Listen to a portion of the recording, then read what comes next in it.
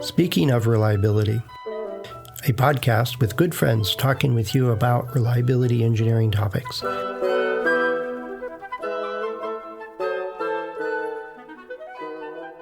Welcome to Speaking of Reliability. This is Carl Carlson. And this is Fred Shanklick. Hey, Carl.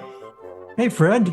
We were just chatting on another podcast, and a subject came up that was a little outside the scope of that podcast, but I thought would be fun to talk about, which is the difference between and how they work together, the body of knowledge of reliability and the body of knowledge of safety, and also how it encompasses what I'll call anticipated misuse of a product. Mm-hmm. And so I thought that'd be fun to chat about. Oh, yeah. No, it's amazing to me is that, for some failure modes, I'm being careful not to say mechanisms, but modes, mm-hmm. where it creates an unsafe situation, creates a fire, or creates a sharp cutting edge, or it's think of it as a guardrail that fails. Now you're exposed to high voltage or a long fall or whatever, where it may well be part of the design to make it withstand so much time and effort and strength, or just all kinds of stuff. But there's so many trade-offs to make something safe, just like there is so many trade-offs to make something actually work.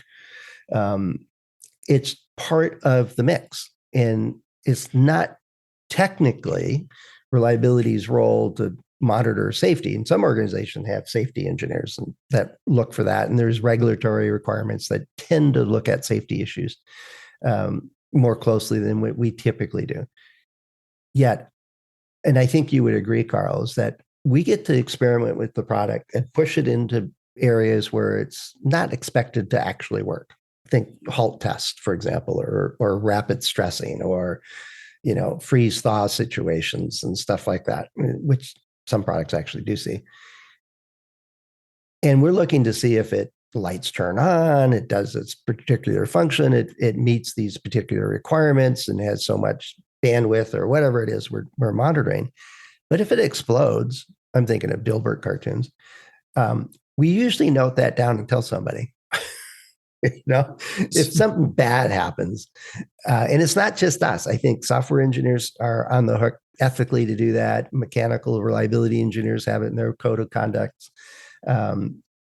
Senior management should, and we know examples that don't, but most really say, no, we can't ship that if that's occurring. Get to the bottom of that, fix it. It's not just us, but we often get to experience the unsafe situations before others do, because we push the products in the way we think about it and the way we evaluate it. Yeah.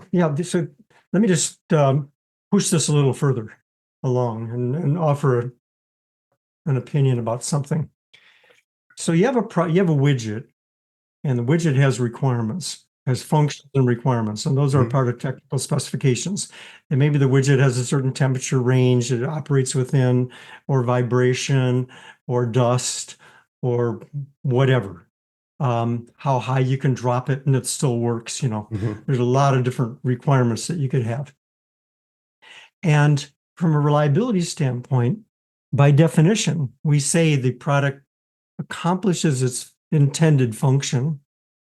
We usually have a probability statement or ability to accomplish it.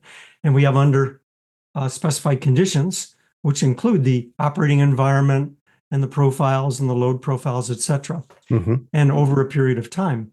So we include that in reliability. What about the very common circumstance where the product is used somewhere outside that envelope? And I've worked both in reliability, I've worked in safety, and I've worked in legal expert witness. And so I have different points of view on this. From a reliability point of view, we have the definition of reliability. The probability is related to that operating envelope. So we'll calculate reliability or design it to be reliable, that type of thing. I know ISO standards talk about the product should work within the framework of anticipated misuse. And that's not an exact quote. But then the question becomes how much misuse?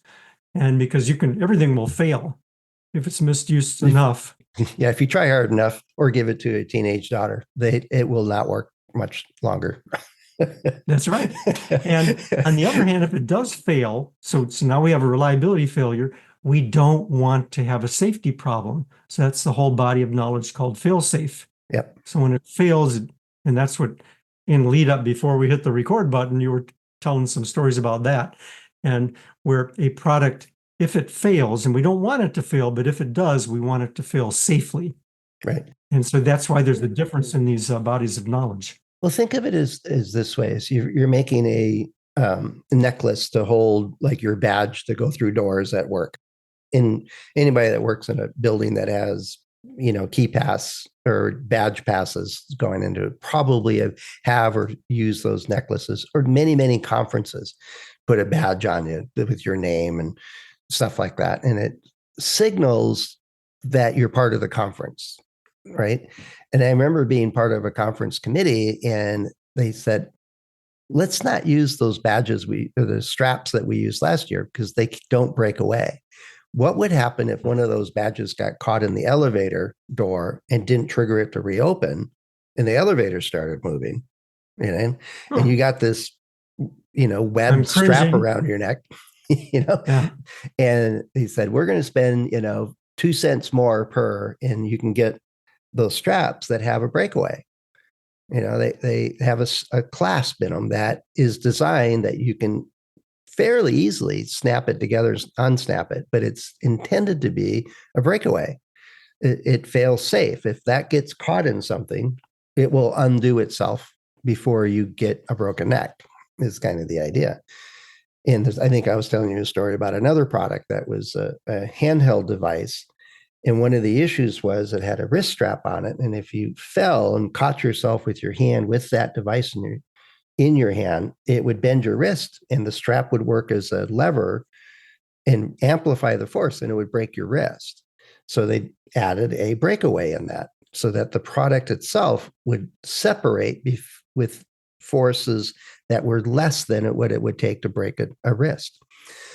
And those aren't typically in specifications. I don't, it's kind of when we're doing FMEA, we're doing hazard analysis and stuff like that. Well, how could it break? It's not intended to be a cushion for when you fall, but when you fall or enter an elevator and gets caught in a piece of equipment, that's not intended uses. And we're not saying that that's the environment you should be using it in, and yet it does happen.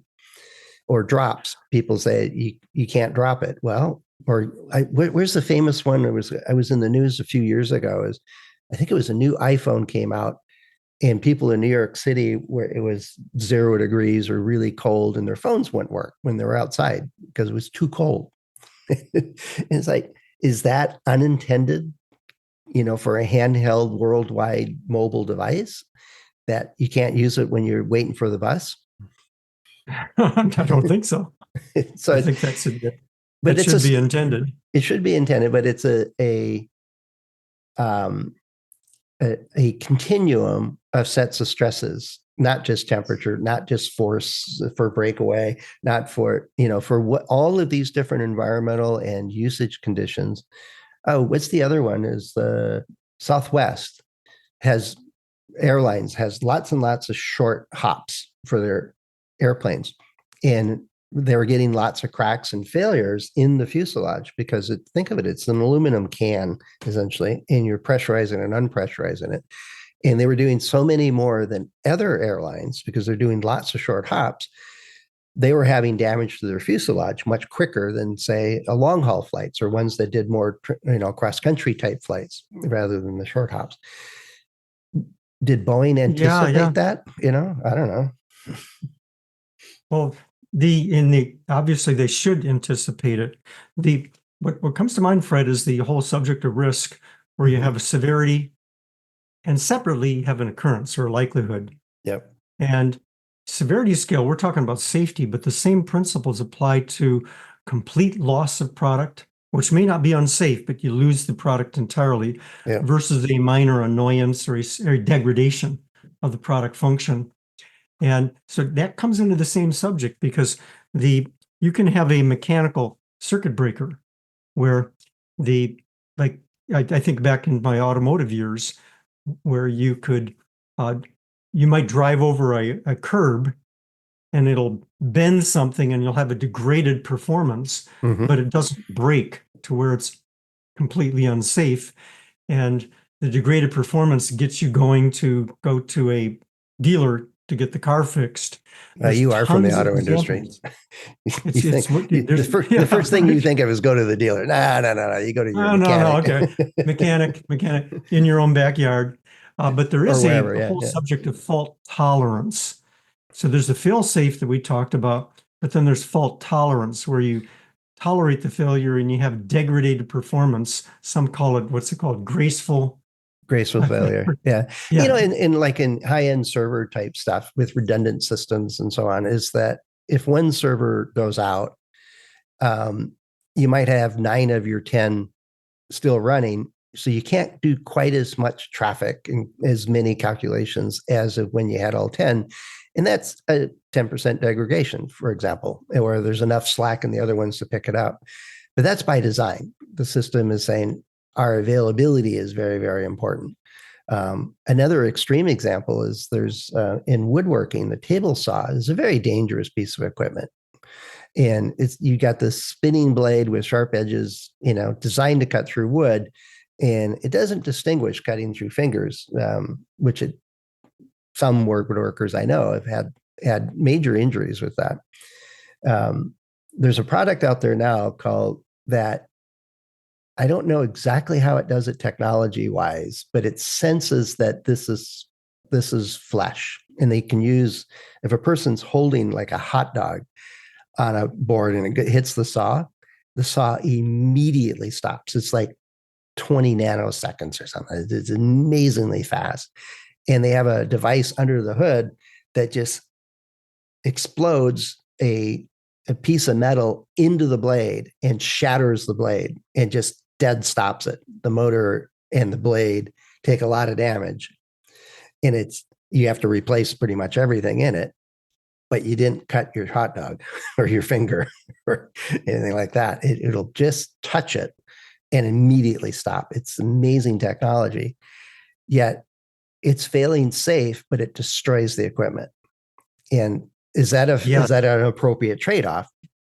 Some people, and they're banking on in their marketing that it is. People prefer having all 5 digits rather than the long recovery from losing a bunch of your part of your hand.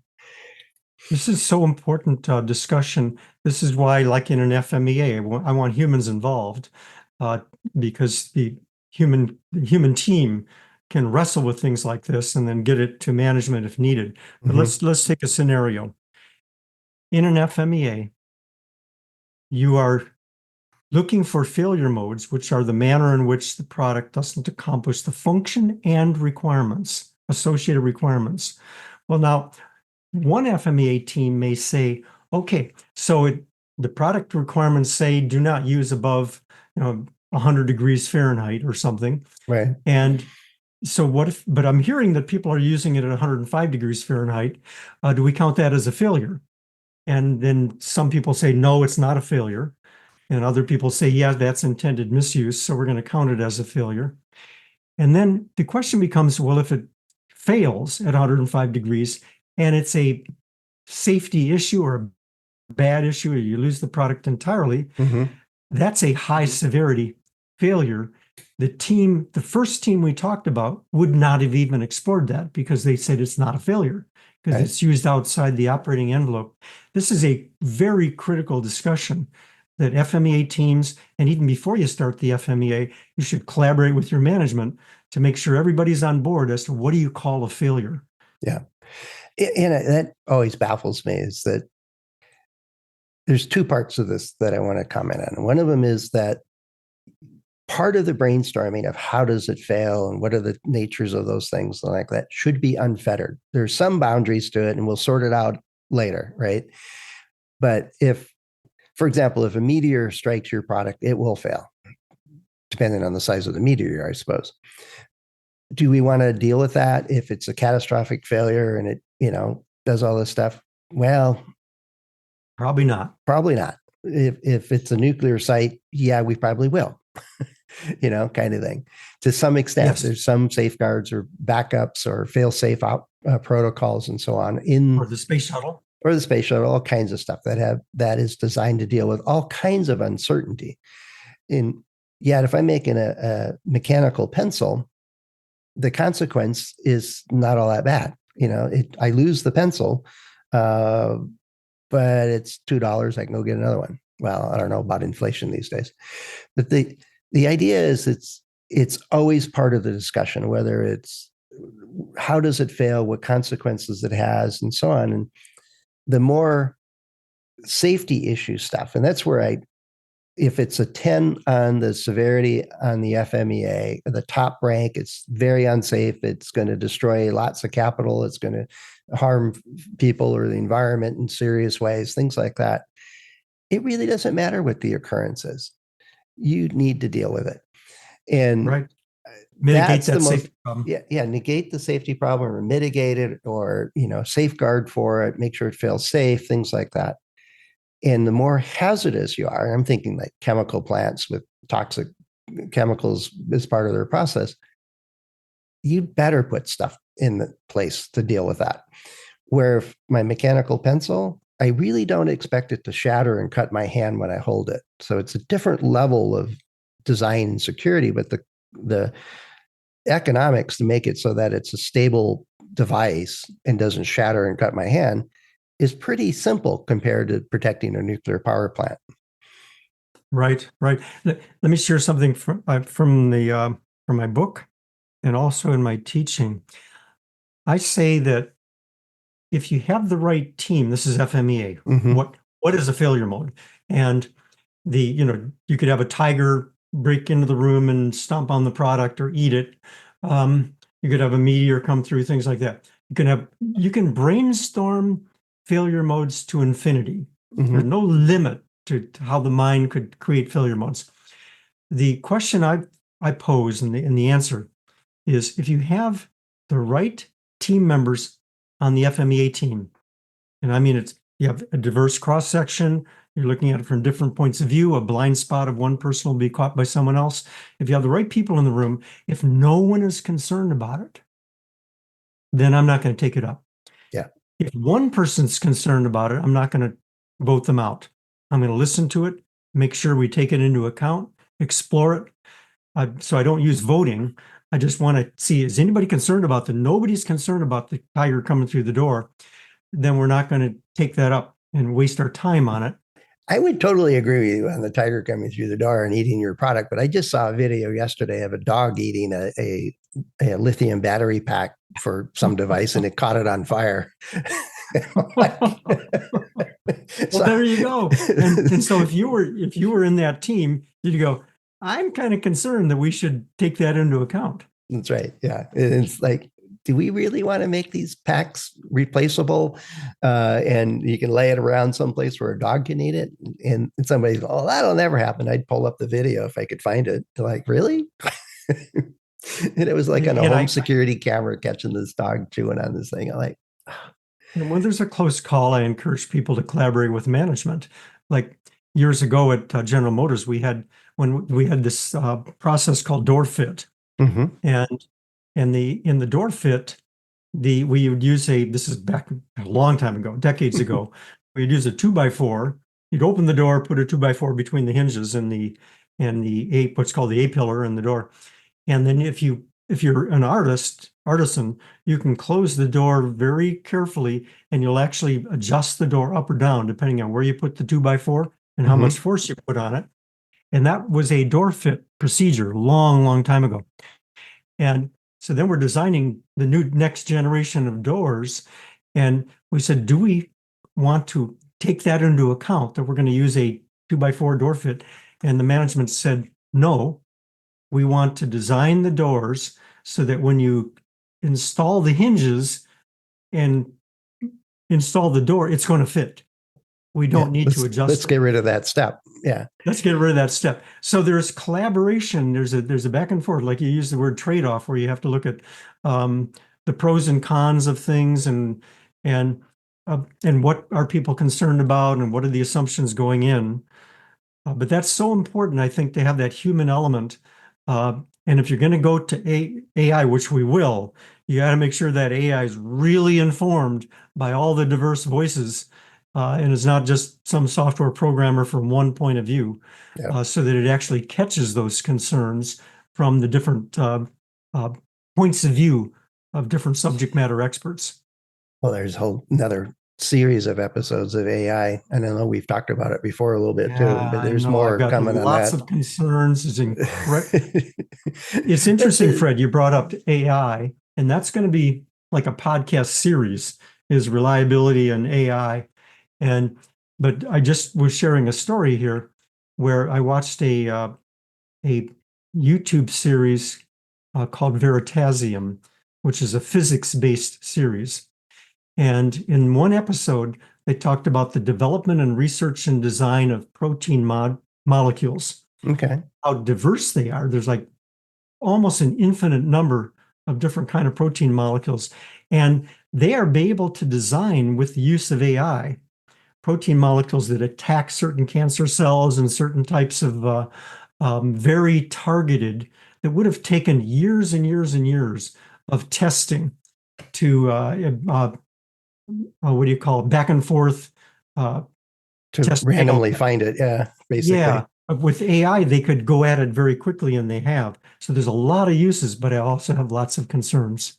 A different subject. Different old subject. Yeah. No, it's part of it is that while safety may not be our dominant purpose as a reliability engineer, it is part of what we do. And we often run across it because of what we do in where we work and how we work and so on.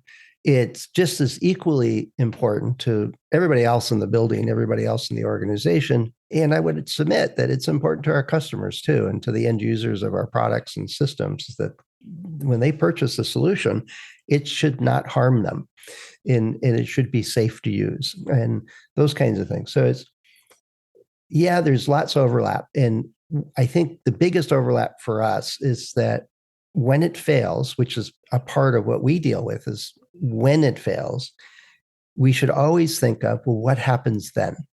Right. If it's a dead short and it overheats and catches on fire, that could be bad in many, many circumstances. So it's think through that next step, is then what happens? We want to design the product so that it minimize the failure, but then design it also so that if it does fail, it fails in a safe way, or it fails in a way that's tolerant and doesn't destroy the system. And so you have a more of a graceful degradation, I think is the word I was looking for before. Yep. So it's a part of our world. There's no doubt about it. And there's things we can and can't do about it. And I think, Carl, you and I could go on for another 3 hours with stories that we know of good and bad applications of this concept. But the basic idea is that, we got to pay attention to safety, and we're in a unique position that we should and can do that. So that's, don't shy away from it. Don't think it's somebody else's job. It's part of what we do. Now, if you're listening to this and going, what in the world? Yeah, we have the safety team over there. They deal with that. And well, you should probably get to know them. Kind of. Yes. But if you've got questions or other stories or, areas where, this overlap becomes either an interesting topic or a case study or stuff like that, let us know. Head over to accendoreliability.com/go/SOR. You can find a couple of ways to get in touch with us. Carl and I are available, like the other hosts of the show, to, one, address your questions, and two, is to think about, is this a good podcast episode? Yeah, we probably would talk about many of the things we hear about. Let us, you can contact us through our about pages on Accendo or through LinkedIn, which we all are part of. So plenty of ways for you to get in touch with us. Hope you have a safe and productive day. That might be a way to round out a show, but then we're not a safety podcast. So no, but it was a good summary, Fred. Excellent summary. Good. Fun topic. Yeah, and serious topic too. I don't want to make light of it, but no. Yeah, but it is a good topic to have. And so, well, thanks, Carl. And once again, we don't hesitate to go, oh, that's a good idea. Let's talk about that. Exactly. All right, Fred. Catch you later. Take care, Colin. Thanks for listening to Speaking of Reliability. We invite you to join the conversation. If you have a question or a topic that you think we should discuss in a future show, please let us know. You can find a comment box below the episode show notes, or just leave a note as part of a review on iTunes.